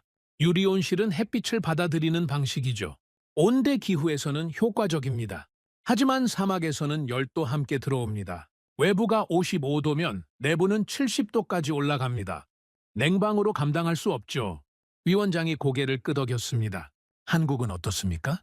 한국은 햇빛을 차단했습니다. 완전 밀폐 방식이죠. 열이 들어오지 않으니 온도 조절이 쉽습니다. 외부 55도에서 내부 20도를 유지하고 있습니다. 확실합니까? 직접 확인했습니다. 네덜란드가 무너지는 동안 한국은 수확을 했습니다. 같은 사막, 같은 날씨에서요. 위원장이 의자에 등을 기댔습니다. 잠시 생각하는 표정이었죠. 직접 보고 싶습니다. 제가 물었습니다. 한국 농장을 방문하시겠다는 말씀입니까? 그렇습니다. 숫자만으로는 부족합니다. 내 눈으로 확인해야겠습니다. 저는 고개를 숙였습니다. 준비하겠습니다. 사흘 뒤 위원장이 넘시티를 방문했습니다. 헬기가 착륙했죠. 위원장이 내렸습니다. 호위 인원들이 뒤따랐죠. 긴장된 분위기였습니다. 국가안보위원회 위원장이 직접 움직이는 건 흔한 일이 아니었으니까요. 저는 위원장을 맞이했습니다. 위원장님, 환영합니다. 위원장이 주위를 둘러봤습니다. 2개의 농장이 보였죠. 저게 네덜란드 농장입니까? 그렇습니다. 지금은 비어있죠. 유리온실이 햇빛에 반짝이고 있었습니다. 하지만 그 안은 텅 비어 있었죠. 죽은 작물들이 치워지고 장비들이 철수하고 남은 건 빈 껍데기뿐이었습니다. 저쪽은요. 위원장이 회색 건물을 가리켰습니다. 한국 농장입니다. 들어가 봅시다. 차가 출발했습니다. 한국 농장 앞에 도착했죠. 김 팀장님이 마중 나와 있었습니다. 긴장한 기색이 없었죠. 평소와 같은 담담한 표정이었습니다. 위원장님, 환영합니다. 위원장이 김 팀장님을 훑어봤습니다. 날카로운 눈빛이었죠. 당신이 책임자입니까? 그렇습니다. 안으로 들어갑시다. 직접 보고 싶습니다. 철문이 열렸습니다. 안으로 들어서는 순간 시원한 공기가 밀려왔죠. 위원장이 멈춰 섰습니다. 온도가 확 다르군요. 현재 외부 기온이 52도입니다. 내부는 20도죠. 위원장이 주위를 둘러봤습니다. 보라색 LED 조명 아래에서 작물들이 자라고 있었죠. 딸기, 상추, 토마토, 전부 싱싱했습니다. 잎이 팽팽했죠. 이게 전부 사막에서 자란 겁니까? 그렇습니다. 위원장이 천천히 걸었습니다. 작물들 사이를 지나갔죠. 손으로 잎을 만져봤습니다. 건강했습니다. 네덜란드 농장을 봤습니다. 전부 타버렸더군요.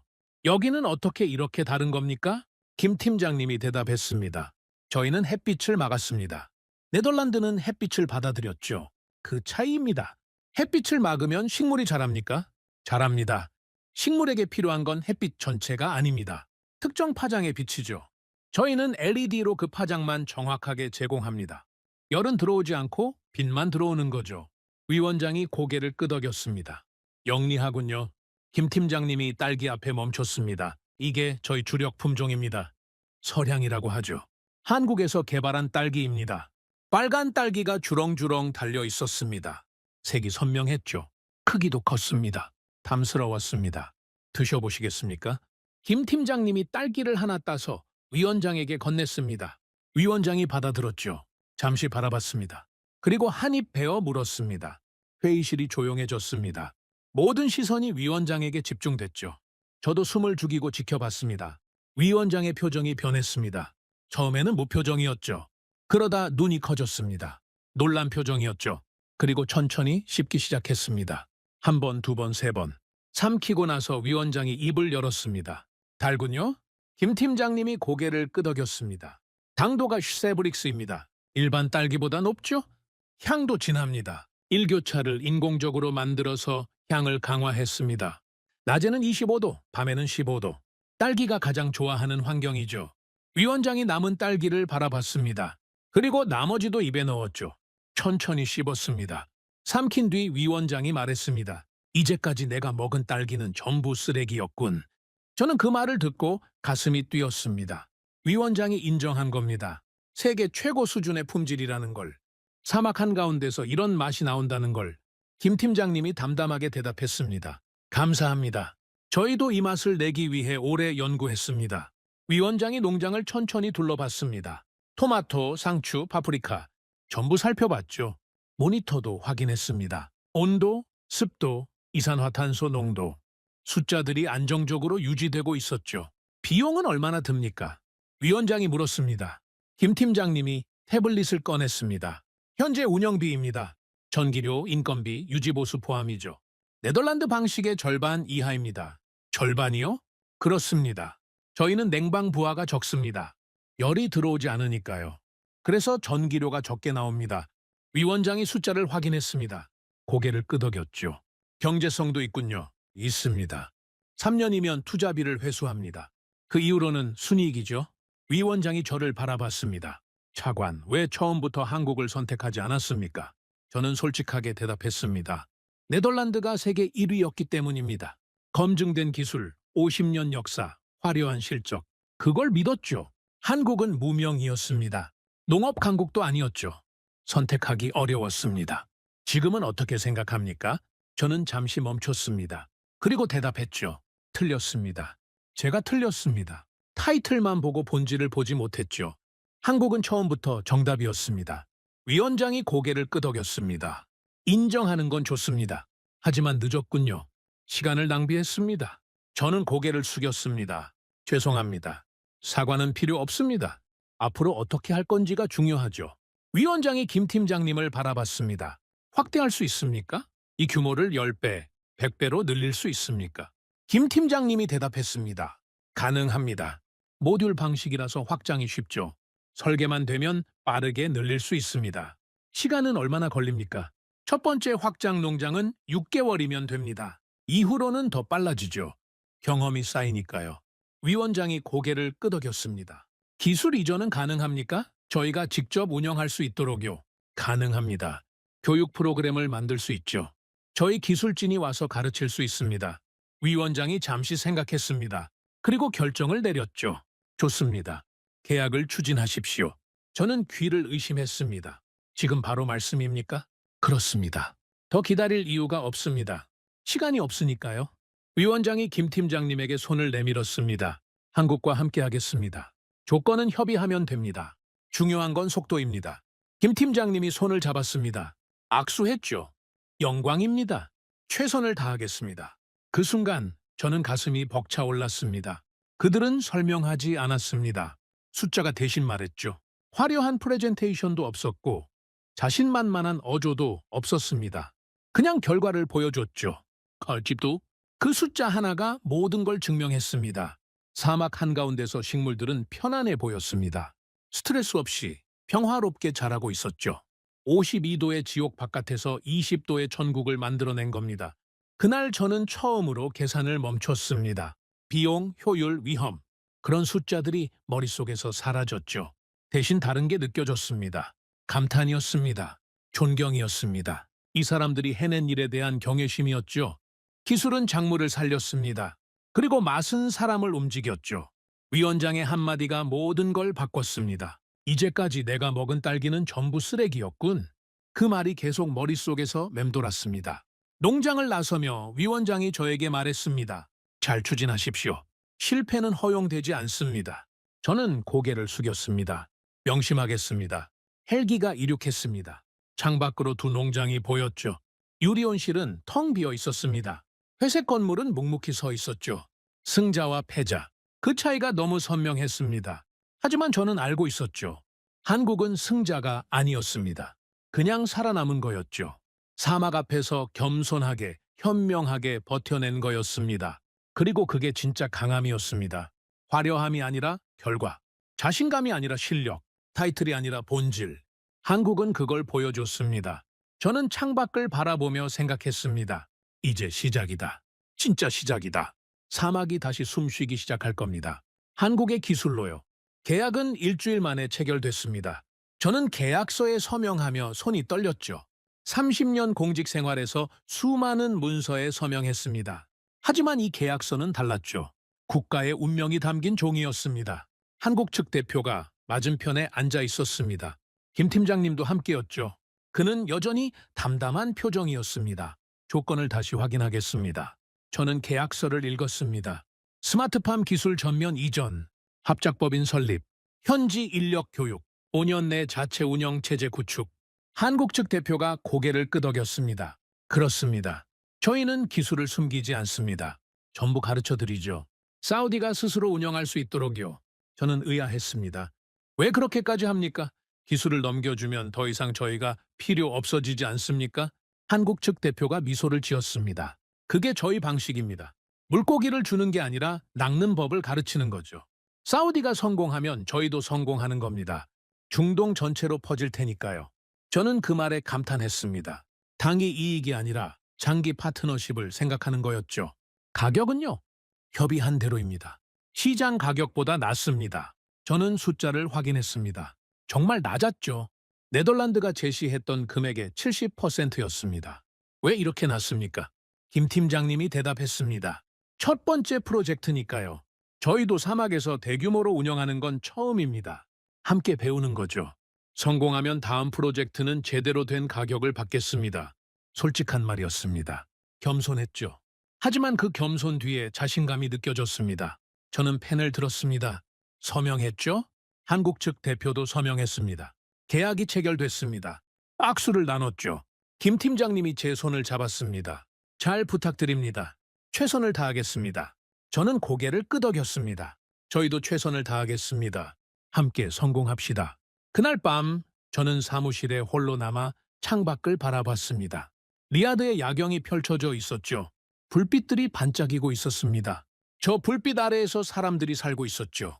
밥을 먹고 가족과 시간을 보내고 내일을 걱정하는 사람들. 그들을 위해 이 계약을 한 겁니다. 국가가 굶지 않게 하기 위해서요. 42일. 처음 그 숫자를 들었을 때가 떠올랐습니다. 비축량 42일. 그 숫자 앞에서 모든 게 무너지는 것 같았죠. 돈도, 석유도, 자존심도 아무 소용 없었습니다. 하지만 이제 달랐습니다. 희망이 생겼죠. 작은 희망이었지만 분명한 희망이었습니다. 한국, 그 이름이 머릿속에서 빛나고 있었습니다. 석 달이 지났습니다. 첫 번째 확장 농장이 완공됐죠. 기존 시범 농장의 10배 규모였습니다. 넘시티 외곽에 거대한 회색 건물들이 줄지어 섰죠. 창문 없는 콘크리트 상자들. 처음에는 이상해 보였지만 이제는 익숙해졌습니다. 희망의 상징이었죠. 저는 완공식에 참석했습니다. 김 팀장님이 안내를 맡았죠. 농장 안으로 들어갔습니다. 시원한 공기가 밀려왔습니다. 익숙한 느낌이었죠. 하지만 규모가 달랐습니다. 끝이 안 보였죠. 보라색 LED 조명 아래로 작물들이 끝없이 펼쳐져 있었습니다. 딸기, 토마토, 파프리카, 상추, 오이. 종류도 다양해졌죠.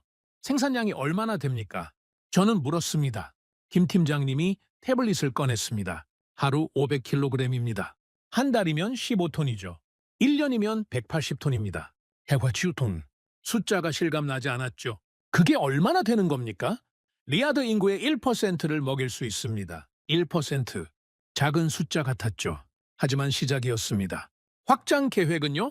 6개월 뒤에 두 번째 농장이 완공됩니다. 그 다음은 세 번째, 네 번째. 2년 안에 10개 농장을 목표로 하고 있죠. 10개면 10%였습니다. 리야드 인구의 10%를 사막에서 자란 채소로 먹일 수 있다는 뜻이었죠. 품질은 어떻습니까? 김 팀장님이 딸기를 하나 따서 건넸습니다. 직접 확인해 보시죠. 저는 딸기를 받아 들었습니다. 빨갛고 탐스러웠죠. 한 입 베어 물었습니다. 달았습니다. 처음 먹었을 때와 같은 맛이었죠. 아니, 더 좋아진 것 같았습니다. 맛이 더 좋아졌군요. 환경을 최적화했습니다. 온도, 습도, 영양분 배합을 세밀하게 조정했죠. 계속 개선하고 있습니다. 저는 농장을 천천히 둘러봤습니다. 한국 기술진과 사우디 현지 직원들이 함께 일하고 있었죠. 한국인이 가르치고 사우디인이 배우고 있었습니다. 언어는 달랐지만 열정은 같았죠. 젊은 사우디 청년이 눈에 들어왔습니다. 20살쯤 되어 보였죠. 태블릿을 들고 데이터를 확인하고 있었습니다. 저는 다가갔습니다. 무슨 일을 하고 있습니까? 청년이 고개를 들었습니다. 긴장한 표정이었죠. 온도와 습도를 모니터링하고 있습니다. 이상이 있으면 바로 조치하죠. 어렵지 않습니까? 청년이 미소를 지었습니다. 처음에는 어려웠습니다. 하지만 김 팀장님이 잘 가르쳐 주셨죠. 이제는 혼자서도 할 수 있습니다. 저는 김 팀장님을 바라봤습니다. 그가 고개를 끄덕였죠. 똑똑한 친구입니다. 배우는 속도가 빨라요. 6개월 뒤면 팀장을 맡길 수 있을 겁니다. 청년의 얼굴이 환해졌습니다. 자부심이 느껴졌죠. 저는 그 모습을 보며 생각했습니다. 이게 진짜 기술 이전이구나. 장비를 넘겨주는 게 아니라 사람을 키우는 거였죠. 한국은 그걸 알고 있었습니다. 6달이 더 지났습니다. 변화가 시작됐죠. 리야드 중앙시장, 3달 전만 해도 폭동이 일어났던 곳이었습니다. 밀가루 가격이 폭등하고 사람들이 몰려들고 경찰이 출동했었죠. 저는 그 시장을 다시 찾았습니다. 완전히 달라져 있었죠. 상인들이 웃고 있었습니다. 좌판에 채소들이 가득했죠. 토마토, 파프리카, 상추, 오이, 그리고 딸기. 빨갛고 탐스러운 딸기가 쌓여 있었습니다. 이거 어디서 온 겁니까? 저는 상인에게 물었습니다. 신분을 밝히지 않았죠. 넘시티에서 왔습니다. 사막에서 자란 거죠. 사막에서요? 그렇습니다. 한국 기술이라고 하더군요. 맛이 끝내줍니다. 수입산보다 낫죠. 저는 딸기를 하나 샀습니다. 한입 베어 물었죠. 익숙한 맛이었습니다. 농장에서 먹었던 그 맛이었죠. 가격은 어떻습니까? 예전보다 싸졌습니다. 운송비가 안 드니까요. 비행기 타고 올 필요가 없으니까. 저는 고개를 끄덕였습니다. 그게 핵심이었죠. 현지 생산, 운송비 절감, 가격 안정. 시장을 돌아다녔습니다. 사람들이 장을 보고 있었죠. 주부들이 채소를 고르고 있었습니다. 아이들이 딸기를 집어먹고 있었죠. 평화로운 풍경이었습니다. 3달 전의 공포가 거짓말 같았습니다. 요즘 장사는 어떻습니까? 저는 다른 상인에게 물었습니다. 좋습니다. 물건이 안정적으로 들어오니까요. 예전에는 수입이 막히면 난리였죠. 가격이 폭등하고 손님들이 화내고. 지금은 그런 걱정이 없습니다. 왜요? 사막에서 나오니까요. 배가 막혀도 상관없습니다. 여기서 기르니까. 저는 그 말을 듣고 가슴이 뭉클해졌습니다. 이게 우리가 원했던 거였죠. 식량 자급, 수입 의존 탈피, 국민들이 굶주림 걱정 없이 사는 것. 시작에 불과했지만 방향은 맞았습니다. 1년이 지났습니다. 국가안보위원회에 최종 보고를 올렸죠. 스마트팜 프로젝트 1년 성과 보고서. 저는 위원장 앞에 섰습니다. 현재 가동 중인 농장은 5개입니다. 총 생산량은 연간 900톤이죠. 리야드 채소 소비량의 5%를 충당하고 있습니다. 위원장이 고개를 끄덕였습니다. 5%. 아직 부족하군요. 그렇습니다. 하지만 시작입니다. 내년에는 10개 농장으로 늘어납니다. 3년 안에 20개가 목표죠. 그러면 15%까지 올라갑니다. 15%면 충분합니까? 저는 솔직하게 대답했습니다. 충분하지 않습니다. 하지만 위기 상황에서 버틸 수 있는 수준이죠. 수입이 완전히 막혀도 당장 굶지는 않습니다. 위원장이 잠시 생각했습니다. 비용은요? 당초 예상보다 20% 낮습니다. 한국 기술이 효율적이기 때문이죠. 운영비도 계속 줄어들고 있습니다. 품질은요? 저는 미소를 지었습니다. 상급입니다. 수입산보다 낫다는 평가를 받고 있죠.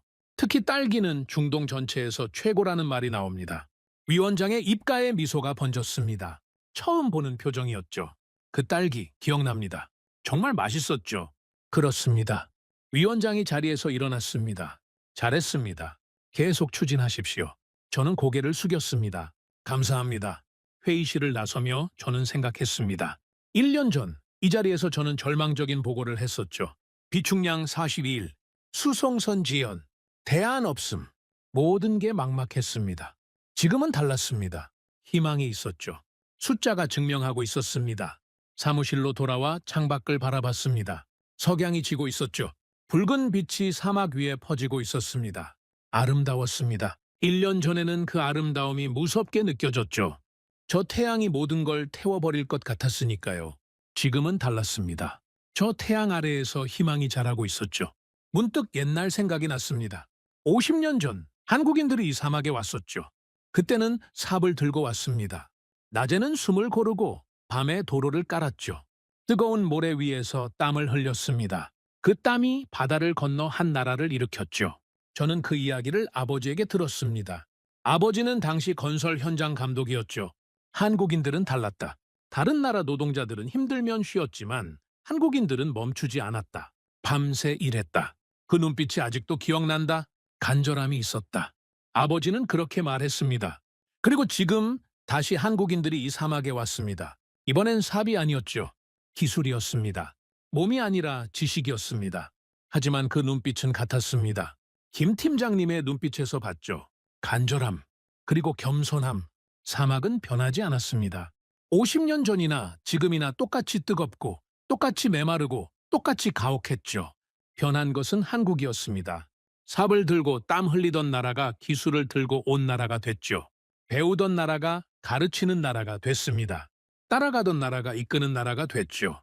저는 그 변화를 사막 한가운데서 목격했습니다. 책상 위에 딸기가 하나 놓여 있었습니다. 오늘 농장에서 가져온 거였죠. 빨갛고 탐스러웠습니다. 저는 그 딸기를 집어 들었습니다. 사막 한가운데서 자란 딸기, 55도의 열기 속에서 20도의 환경을 만들어 키운 딸기, 한국의 기술과 사우디의 땅이 만나 탄생한 딸기. 한 입 베어 물었습니다. 달았습니다. 언제 먹어도 달았죠? 이 작은 열매 안에 모든 게 담겨 있었습니다. 기술, 노력, 희망, 그리고 두 나라의 인연이요. 저는 창밖을 바라보며 생각했습니다. 우리는 더 이상 굶주림을 두려워하지 않아도 됩니다. 수송선이 막혀도, 국제 정세가 흔들려도 사막 위에서 식량이 자라니까요. 이건 농업 프로젝트가 아니었습니다. 국가가 다시 숨을 쉬는 방식이었죠. 한국은 결과로 답했습니다. 화려한 말이 아니라 숫자로, 자신감이 아니라 실력으로, 약속이 아니라 결과로요. 저는 펜을 들고 일기장을 펼쳤습니다. 오랜만에 쓰는 일기였죠. 마지막 문장을 적었습니다. 오늘 나는 사막 한가운데서 대한민국의 현재를 보았다. 그들은 더 이상 삽을 들고 땀 흘리는 나라가 아니었다. 기술로 불가능을 가능으로 바꾸는 나라였다. 그리고 그 기술이 우리를 살렸다. 펜을 내려놓았습니다. 창밖으로 별이 떠오르고 있었죠. 사막의 밤하늘은 언제나 아름다웠습니다. 저는 의자에 등을 기대고 눈을 감았습니다. 41일. 그 숫자로 시작된 이야기였죠. 공포와 절망으로 시작됐습니다. 하지만 희망으로 끝나고 있었습니다. 아니, 끝이 아니었죠. 시작이었습니다. 진짜 시작이요. 사막이 다시 숨쉬기 시작했습니다. 한국의 기술로요. 그리고 저는 그 역사의 한가운데 서 있었습니다. 오늘의 사연은 여기까지입니다.